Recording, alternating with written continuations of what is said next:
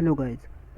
आज हम बात कर रहे हैं अमालगमेशन की, जिसमें हम देखेंगे कि अमालगमेशन में हम रियलाइजेशन अकाउंट जो बनाते हैं वो बनाते हैं क्यों, क्या क्या चीज़ आती है, कौन सी चीज़ें जो डेबिट साइड आती है, कौन सी चीज़ें जो क्रेडिट साइड आती है, एंड उसके बारे में हम अहेड डिटेल्स में समझेंगे भी।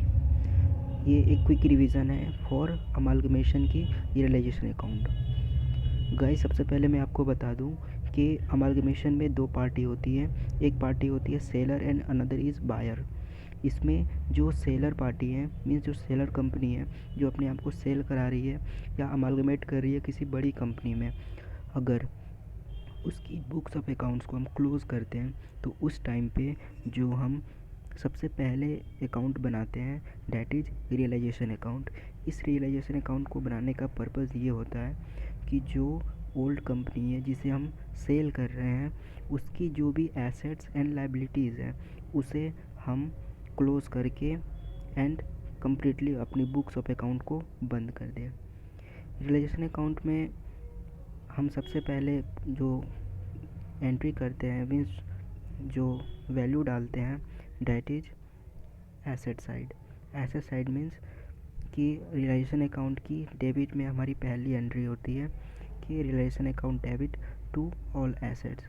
यहाँ जो ऑल एसेट्स हैं, ऑल एसेट्स का मतलब हुआ कि सारी की सारी एसेट्स जो ओल्ड कंपनी में मीन्स जो कंपनी सेल हो रही है उसमें बुक वैल्यू पे शो हो रही है, उसकी सारी की सारी अमाउंट हम यहाँ पे पुट अप करते हैं।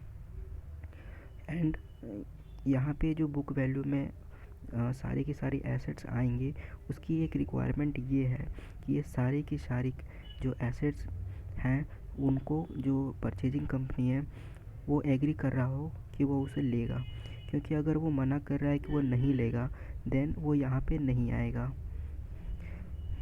तो हम और डिटेल में देखते हैं। सबसे पहले रियलाइजेशन अकाउंट को हमने डेबिट किया टू ऑल एसेट्स में एंड सारी की सारी एसेट्स को हमने रिकॉर्ड करी अपनी बुक वैल्यू पे, जिस ये वो बुक वैल्यू है जिस पे हम पिछले कंपनी में यानी सेलर कंपनी अपनी बुक्स ऑफ अकाउंट में शो कर रहा था जिस वैल्यू पे। क्रेडिट साइड में हमारी आती है पहली एंट्री के यहाँ पे सारी की सारी जो लायबिलिटीज़ है हमारी यानी पुरानी कंपनी में जो सेल हो रही है उससे हमें यहाँ पे क्रेडिट करना है and that also book value पे। इसमें जो लायबिलिटी साइड की जो वैल्यू आएगी उसमें कैपिटल एंड रिजर्व नहीं होनी चाहिए, क्योंकि ये इक्विटी की पार्ट है। इक्विटी यानी शेयर होल्डर्स की पार्ट है एंड ये यहाँ पे रियलाइजेशन अकाउंट में नहीं आएगी। रियलाइजेशन अकाउंट का मेन पर्पज़ है उसकी एसेट्स एंड लायबिलिटीज़ को डालना, बट लायबिलिटीज़ में कैपिटल एंड रिजर्व्स और प्रॉफिट एंड लॉस नहीं आएगी। वो इक्विटी शेयर होल्डर्स की पार्ट है एंड वो इक्विटी जब शेयर होल्डर्स अकाउंट बनाएंगे तो वो वहाँ पे जाएगी। फिर आगे है हमारी बैंक अकाउंट।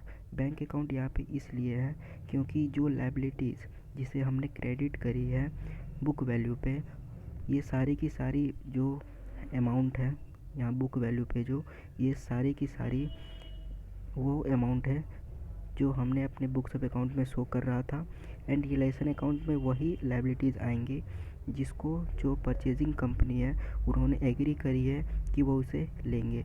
अगर वो कोई चीज़ को मना कर रहे हैं कि नहीं मेरे को नहीं लेना, तो वो अमाउंट को जब हम वो अमाउंट यानी वो लायबिलिटीज़ को जब हम सेल करेंगे तो उससे जो हमें अमाउंट मिलेगा वो डेबिट साइड में आएगी to bank account that is liability not taken and उसकी रिकॉर्डिंग होगी जो नेट पेमेंट हमने करी है for discharge of that liability. फिर क्रेडिट साइड में हमारी बाई परचेजिंग कंपनी यहाँ पे नेम हो जाएगी जो कंपनी इसे परचेज़ कर रही है एंड यहाँ पे अमाउंट होगी परचेज कंसिडरेशन। ये परचेज कंसिडरेशन हम निकाल सकते हैं by net payment and net asset method, जिसके बारे में हम आगे और डिस्कस करेंगे। उसके बाद से हमारे पास आती है बाय बैंक अकाउंट जिसमें एसेट्स नॉट टेक ओवर। पहली बार यहाँ पे जब हमने देखा कि जो लायबिलिटीज़ थी जो टेक ओवर नहीं हुई वो यहाँ पे क्रेडिट हो गई बैंक अमाउंट पे नेट पेमेंट पे, एंड जो एसेट थी जो परचेजिंग कंपनी ने बोला कि मैं ले रहा हूँ वो चली गई बुक वैल्यू पे डेबिट में, एंड जो परचेजिंग नहीं हुई है वो चली गई क्रेडिट साइड में नेट वैल्यू पे, means asset not taken over. ये नेट सेल प्राइस है, मीन्स जब हम अपने एसेट को सेल कर रहे हैं जिसे परचेजिंग कंपनी ने नहीं ली है। उसके बाद से हमारी एसेट्स एंड लायबिलिटीज़ ओवर हो रखी हैं। Now let's move ahead. उसके बाद हम आते हैं next step is to preference shareholders. यहाँ पे जो हमारे प्रेफरेंस शेयर होल्डर्स होते हैं उन्हें प्रेफरेंशियल राइट होता है, ये हमने पहले पढ़ी है।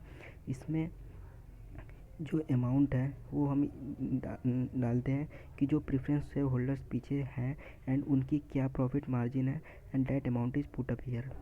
यानी कि उनकी क्या प्रॉफिट है जो हमें लायबिलिटी में पेमेंट करनी है, उसे हम यहाँ पे पेमेंट कर देते हैं। उसके बाद से चूँकि हमारे सारी assets and liabilities and preference हो चुके हैं, तो हमारी जो लास्ट इसमें रिलेशन अकाउंट में एंट्री करनी है that is equity shareholders की।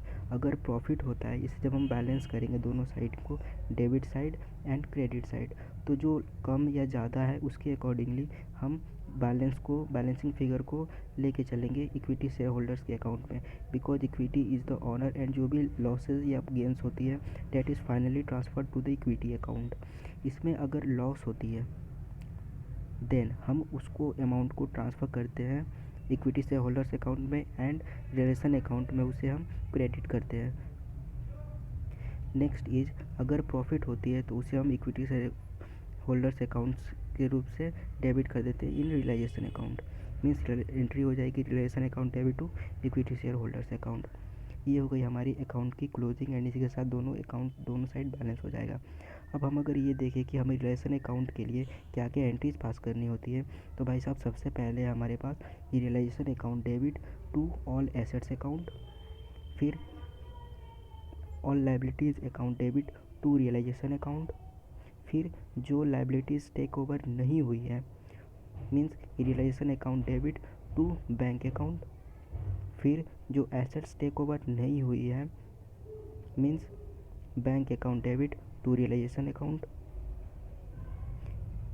आफ्टर डैट जो हमारी परचेजिंग कंपनी ने एग्री करी है for purchasing the company, means जो परचेज कंसिडरेशन हमने कंप्यूट करी है वो हो जाएगी next entry that is purchasing company account debit to realisation account.